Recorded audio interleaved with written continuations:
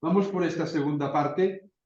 Si no os importa, estaré un ratito sentado, ¿vale? Porque ya empezaba a cansarme. Después ya me levantaré otra vez, ¿vale? Vamos a hablar sobre el cerebro. Ya para llevarlo también hacia qué está haciendo el mindfulness en nuestro cerebro. A ver, el cerebro es un órgano plástico y maleable. Es donde se generan y gestionan todos Cuenta nuestros... atrás 3 minutos. Es donde se generan y gestionan todos nuestros comportamientos. De Cuenta la... atrás 33 minutos.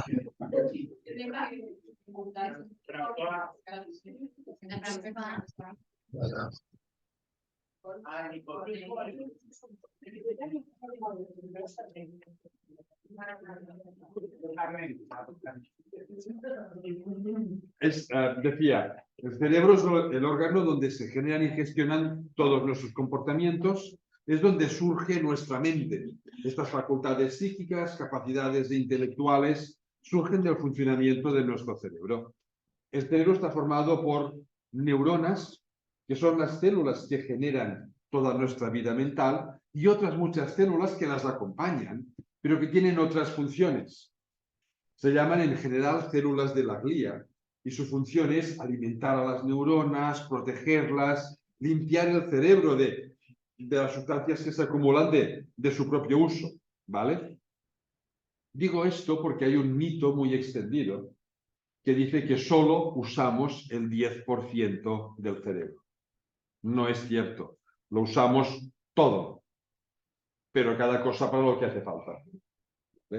Nunca tenemos todo el cerebro activo, primero porque hay muchas células que no se activan, tienen otra función, y después porque las distintas zonas del cerebro se van activando según necesitamos unas actividades u otras. Cuando nos movemos, se activa la corteza motora, que está aquí arriba. Cuando estamos pensando, se activa la corteza prefrontal. Por supuesto, si nos movemos y pensamos al mismo tiempo, tenemos ambas áreas activas, etcétera, etcétera. ¿Vale?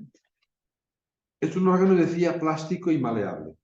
Las neuronas, por sí mismas, no hacen gran cosa. Nuestra vida mental no surge de neuronas individuales, sino de las conexiones que hacen las neuronas entre ellas. Nuestra vida mental es relacional. Es este aspecto, el de las conexiones neuronales, el que va cambiando a lo largo de nuestra vida. Esta plasticidad no es nada más que la capacidad que tiene el cerebro de hacer conexiones nuevas toda nuestra vida. Desde antes de nacer, ya las últimas semanas de desarrollo fetal. El cerebro del feto hace conexiones específicas relacionadas con el ambiente donde vive su madre. Básicamente incorpora los condicionantes socioemocionales de la madre a su propia estructura. Se ha visto que los fetos cuya madre se siente querida, valorada, protegida, no sobreprotegida por su entorno, apoyada, su equilibrio neurohormonal es distinto a la madre que se siente despreciada, no querida, y esto influye en la construcción del cerebro del feto. Básicamente en las zonas que después van a permitir gestionar las emociones. En el primer caso, madres que se sienten cómodas nacen con más capacidad neuronal para gestionar posteriormente en su vida sus estados emocionales. En el segundo caso, más impulsivos. No gestionan tan bien sus estados emocionales, son mucho más impulsivos. El cerebro va cambiando siempre, va haciendo conexiones neuronales siempre. Infancia, adolescencia, juventud, edad adulta. La época de la vida, las épocas de la vida donde más plástico es la infancia y la adolescencia. Y después, poco a poco, vamos perdiendo plasticidad neuronal, pero nunca dejamos de tenerla. Siempre tenemos. Excepto cuando algunas personas tienen la mala suerte, al hacerse mayores, de tener alguna enfermedad neurodegenerativa, que entonces ya se altera todo. ¿Vale? Pero si no, siempre podemos aprender cosas nuevas. Esto es lo que se llama esta... ¿Dónde está? al revés, aquí. Esta plasticidad neural, esta capacidad de hacer conexiones nuevas. ¿Por qué el cerebro va haciendo conexiones nuevas? Cuando se dice que los adultos, hasta que los niños no tienen determinada edad, no tienen participar en nada. ¿A qué se refiere? Bueno, que el cerebro va madurando con la edad. No en el sentido del comportamiento, sino en el sentido orgánico, de que no tiene bastante sinapsis, ¿o a qué se refiere? No, se suele referir en el sentido de comportamiento. Cuando ya son capaces de gestionar sus emociones, de reflexionar como un adulto, de retrasar las recompensas. Eso es un cerebro maduro que se alcanza con la juventud. ¿Vale? Y antes, pues bueno, lo hacen todo igualmente, pero les cuesta más, porque su cerebro tiene menos conexiones en esas zonas y muchas veces son conexiones que no han ensayado todavía suficientemente bien su utilidad y por eso no saben utilizarlas tan bien como un adulto. ¿Sí? Es lo que hay. El cerebro madura de esta manera, acumulando conexiones y reforzando aquellas conexiones que usamos más. ¿Para qué sirve esta plasticidad neuronal? Todo lo que aprendemos, todas las experiencias que vivimos, que por algún motivo merecen ser recordadas, quedan almacenadas en nuestro cerebro en conexiones que se van haciendo de nuevo entre las neuronas. La función principal del sistema educativo es generar ambientes ricos en experiencias para potenciar esta plasticidad neuronal, estas conexiones nuevas que va haciendo el cerebro. Otra cosa es que lo organicemos en asignaturas, en currículums y no sé qué, pero lo importante es generar un ambiente rico para potenciar la plasticidad neuronal. Y las actividades que más potencian la plasticidad neuronal en la primera infancia, esto es hasta los 7, 8, 9 años, son la música, el arte y la psicomotricidad, el conocimiento de tu propio cuerpo. Si no conoces tu cuerpo, no te conoces a ti mismo. No es suficiente con conocer tu cerebro, qué piensas, sino tu cerebro está en un cuerpo e interactúa con él. ¿Vale? A nivel educativo, estas materias o estas actividades deberían ser el tronco central común hasta mediados de primaria. No es que las mates, las lenguas no sean importantes, sí que lo son, pero deberían ser las ramas que salen de este tronco común. Artes. Artes plásticas, música, teatro, danza, todas. Sí. A través de nuestras experiencias acumulamos más y más conexiones en nuestro cerebro, que son las mismas conexiones que después gestionan nuestros comportamientos, que gestionan cómo nos percibimos a nosotros mismos y cómo nos relacionamos con nuestro entorno. De forma que aquello que aprendemos influye en cómo somos a nivel conductual. Y cómo pensamos también genera conexiones. No es solo qué vivimos, también es qué pensamos. Vivir una experiencia con unos pensamientos o con otros genera diferencias en cómo se almacenan en el cerebro y por lo tanto en cómo esto nos va a influir a continuación. Vivir una experiencia, esas personas que siempre se quejan por todo y todo es malo y bueno, pues todo lo que aprenden mucho, queda almacenado con esa sensación de... Y las personas que piensan o que pensamos que, bueno, sí que hay cosas que no nos gustan, pero hay muchísimas más que sí que nos gustan, eso genera un patrón neuronal diferente. Y eso condiciona nuestro optimismo, condiciona la manera de percibirnos a nosotros mismos con unos ojos o con otros. ¿Vale? No solo qué hacemos y qué pensamos influye en la construcción de nuestro cerebro, sino también qué estados emocionales tenemos. Los estados emocionales también generan conexiones dentro de nuestro cerebro. Aprender una cosa o vivir una experiencia con un estado emocional o con otro hace que la implantación, que las conexiones que se generen sean diferentes. Y de ahí la gran importancia de cómo vivimos emocionalmente. Emociones, voy a hablar un poquito de emociones. Emociones tenemos muchas, hay clasificaciones con más de 500 emociones diferentes, pero hay algunas que son básicas y transversales y el resto surgen de estas combinadas en distintos porcentajes y usadas en contextos diferentes. A ver, honestamente, a nivel de neurociencia no nos ponemos de acuerdo en cuántas emociones básicas hay. 6, 7, 8, 10. Nunca ha dicho nadie 9. A lo mejor al final serán 9, no lo sé. A mí me da igual. Lo importante es el concepto que hay detrás de todo esto. Yo hablo de 6 porque es el número mínimo y así termino antes con mis explicaciones, ¿vale? Y ya me sirve. Hablemos de estas 6. A mí no me gusta hablar de emociones positivas y negativas. Todas son importantes cuando hacen falta y un estorbo cuando no hacen falta, ¿vale? Prefiero hablar de emociones que nos hacen sentir comodidad, nos hacen sentir a gusto, bienestar, incluso felicidad. Y emociones que nos hacen sentir a disgusto, que son incómodas. Vamos a verlas, estas 6 básicas. El miedo. El miedo es la emoción que nos permite, ante una amenaza, huir para protegernos. Saber tener miedo es importante. Cuando la amenaza es real, el miedo nos puede salvar la vida. Por eso es positivo. Pasa que es una emoción muy incómoda. El problema no es tener... A ver, el pánico nos bloquea. Os digo, saber tener miedo. El problema no es tener miedo ante una amenaza.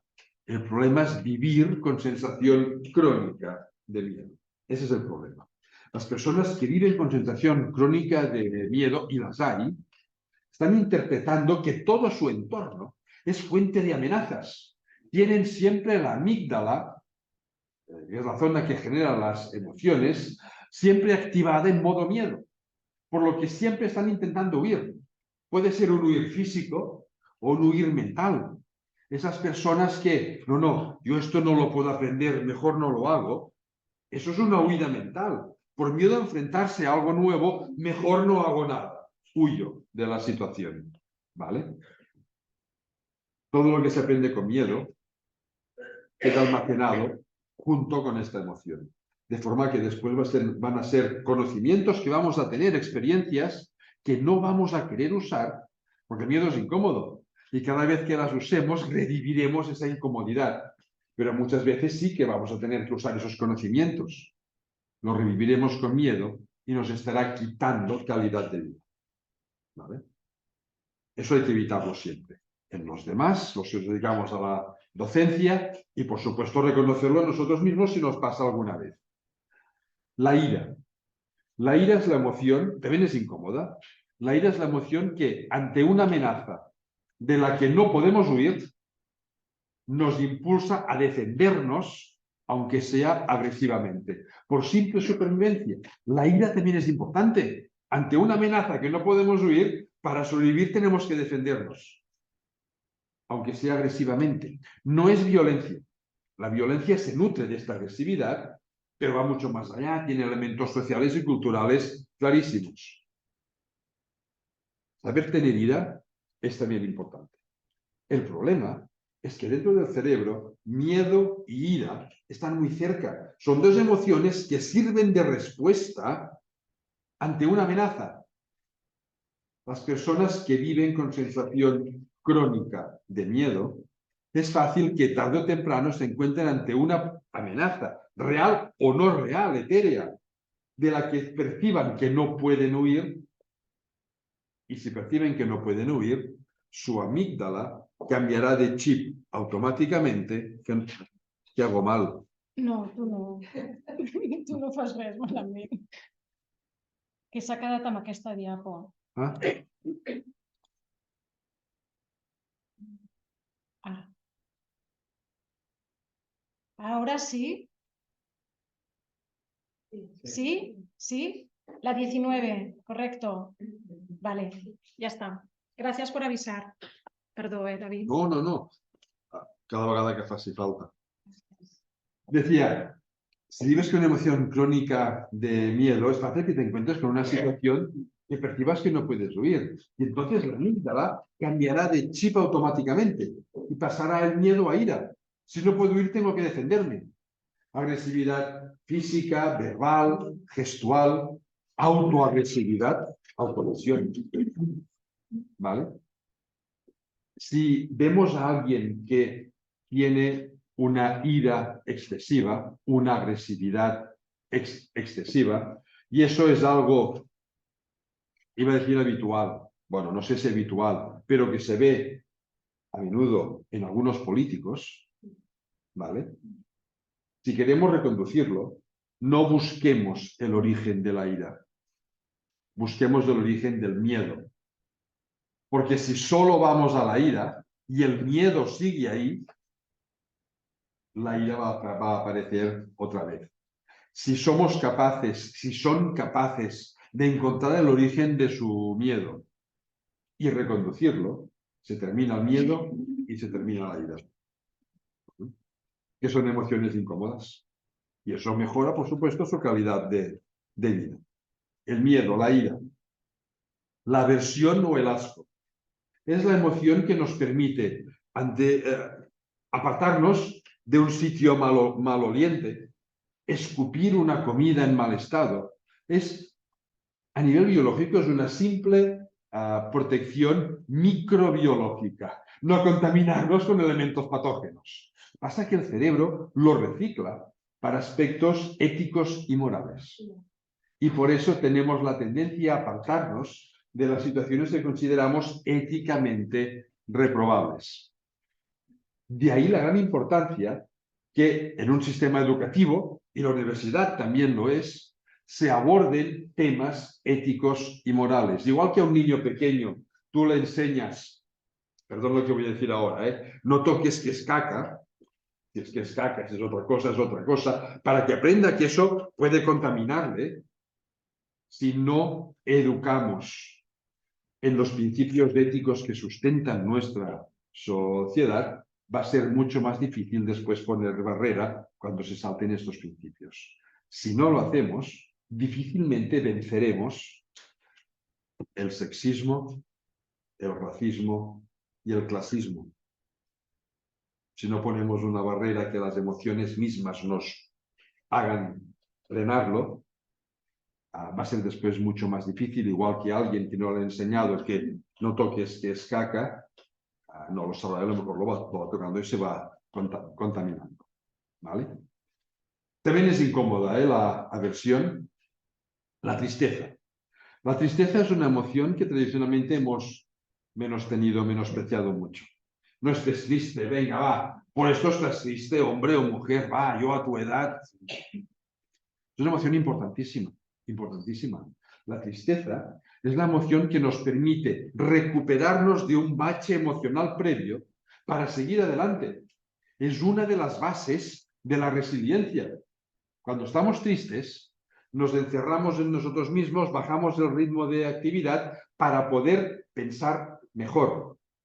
La amígdala, que genera las emociones, consume muy poca energía metabólica. Por eso las emociones son respuestas rápidas ante situaciones urgentes, se pone en marcha muy rápido. La parte reflexiva de nuestro cerebro que tenemos aquí delante, la corteza prefrontal, es la parte que más energía metabólica consume. Por eso las respuestas reflexivas son más lentas. Tarda más tiempo en ponerse en marcha. El papel de las emociones es este: dar respuestas rápidas por si acaso, ante situaciones urgentes. Cuando estamos tristes y tenemos que reflexionar, debemos dejar que la corteza prefrontal reciba energía. Y por eso bajamos el ritmo de actividad. No la consumimos, la usamos para otra cosa. ¿Vale?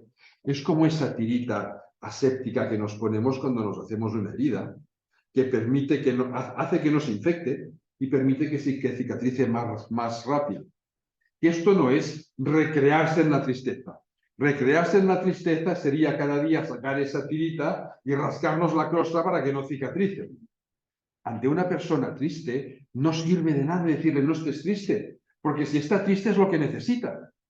Lo importante es estar a su lado, dándole apoyo emocional para que se sienta segura, confiada y pueda bajar su ritmo de actividad donde tenga que estar pendiente del entorno, porque ya estamos nosotros pendientes por ella, y poder superar antes lo que le haya provocado esa situación.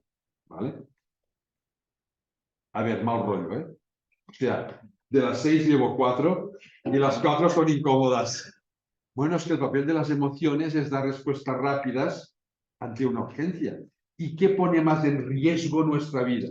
¿Una amenaza o perder una oportunidad? Una amenaza. Así que la función de la mayor parte de nuestras emociones es ser incómodas para protegernos. Vale. La sorpresa. La sorpresa es ambivalente. Puede ser una sorpresa incómoda ante una situación amenazante que no esperábamos, o puede ser una sorpresa agradable, y lo llamamos curiosidad. La curiosidad es el motor de cualquier aprendizaje que queramos que sea eficiente. La curiosidad es placentera y nos activa. La curiosidad activa la motivación intrínseca. ¿Qué es lo más importante? A ver, la extrínseca también lo es. Hacemos algo para que alguien se motive. Pero sin la intrínseca, cuando no hay este alguien, ¿qué haremos? Es la que nos permite decidir qué queremos hacer. La motivación literalmente energiza nuestro cerebro. Cuando estamos motivados, nuestro cerebro recibe más oxígeno y más glucosa, que es lo único que come para tener energía metabólica para funcionar. Por eso, cuando estamos motivados, podemos funcionar más rato sin cansarnos, hay más combustible, y todo lo que hacemos lo hacemos con más eficiencia, porque todo el cerebro puede funcionar con más eficiencia, a más revoluciones, entre comillas, porque tiene mucha más energía para funcionar. Y además, cuando estamos motivados, se activa otra zona del cerebro que se llama estriado, que es la que nos permite tener sensaciones de recompensa y anticipar recompensas futuras. Por eso nos sentimos a gusto, somos más optimistas e incrementa nuestra sensación subjetiva de bienestar. La curiosidad debería ser el motor de nuestras vidas y lo que exportamos al exterior. Una sociedad curiosa es una sociedad que se motiva, que tiene más sensación social de bienestar y que avanza. Avanzar no es ir a ciegas. Está también toda la parte reflexiva del cerebro. Hacia dónde queremos avanzar, hasta dónde queremos llegar y cómo queremos hacerlo. Pero sin la curiosidad, la reflexividad de poco nos va a servir porque pensaremos mucho y no haremos nada. ¿Vale? Nos queda una. La alegría. La alegría no es fiesta y juerga. También puede serlo, pero es mucho más básica. La alegría es la emoción que transmite confianza. Transmite confianza. Y la confianza es clave porque se contagia. Si yo confío en alguien, ese alguien confiará un poquito más en mí. Y aprendemos de quienes confiamos y no queremos saber nada de quienes desconfiamos por si acaso. La confianza debería ser, junto con la curiosidad, las emociones básicas en cualquier situación, en la familia, en un centro educativo, en la sociedad. Confiar unos en otros para mantener esta sensación de progreso, de bienestar, de optimismo. Y para los niños y adolescentes, como la confianza se contagia, confiar en ellos implica que incremente su autoconfianza. Y la autoconfianza es lo que vamos a usar cuando después, ya de jóvenes, de adultos, tengamos que tomar decisiones propias, empoderadas, asumiendo el riesgo de no acertar a veces. Si una persona no confía en sí misma, preferirá que sea otro el que decida por él, y los intereses de ese otro no tienen por qué ser coincidentes con los tuyos. ¿Sí? curiosidad y confianza deberían ser las emociones transversales, son las que permiten almacenar estas conexiones neuronales de forma más eficiente para ser usadas luego y para incrementarlas. Si yo asocio aprendizajes a curiosidad que me hacen sentir bien, jamás me cansaré de aprender cosas nuevas, de buscar cosas que me motiven. Si no vivo a través de la curiosidad, ¿para qué voy a hacer nada nuevo? ¿Para qué voy a aprender algo nuevo? ¿Para qué me voy a implicar socialmente si total da lo mismo porque no va a pasar? ¿Vale? Una prueba, ahora a ver si cambia. ¿Ha cambiado? Vale. Si lo hago con el botón del teclado, no cambia. Si lo hago con el ratón, sí. Cosas de los roedores. Bueno. Es broma de biólogos. Prueba de esto que decía de la confianza. Si os dejo elegir, a ver, perdonad, cambió un poco esto de sitio. Vale. Si os dejo elegir entre estas tres personas, tres dibujos, ¿a quién preferiríais como una compañera, un compañero para hacer alguna actividad, algún trabajo? Alguien que se sentará a vuestro lado en un transporte público durante un buen rato, a quien no conocéis de nada. ¿A quién preferiríais?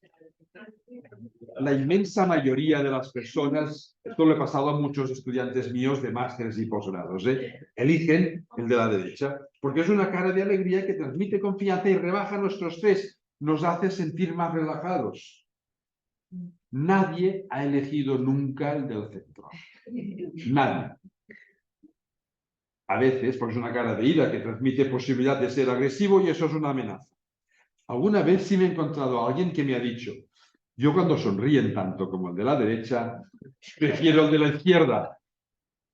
Bueno, a ver, es que interpretamos nuestras emociones, las emociones de los demás, en función de nuestras experiencias previas. Si alguien ha tenido la mala suerte de encontrarse a alguien en su vida suficientemente hipócrita para sonreírle mientras le estaba lastimando de alguna forma, habrá aprendido a rehuir las caras que sonríen demasiado. A rehuir, a apartarse de las caras que sonríen demasiado. Bueno, tengámoslo presente. Si estamos estableciendo una relación con alguien, un estudiante, un compañero, y nuestra sonrisa vemos que le incomoda, pues cambiemos y seamos un poquito más neutros, ¿vale? Para favorecer la relación. La cara del centro es la de ira. Es la cara que usamos cuando nos enfadamos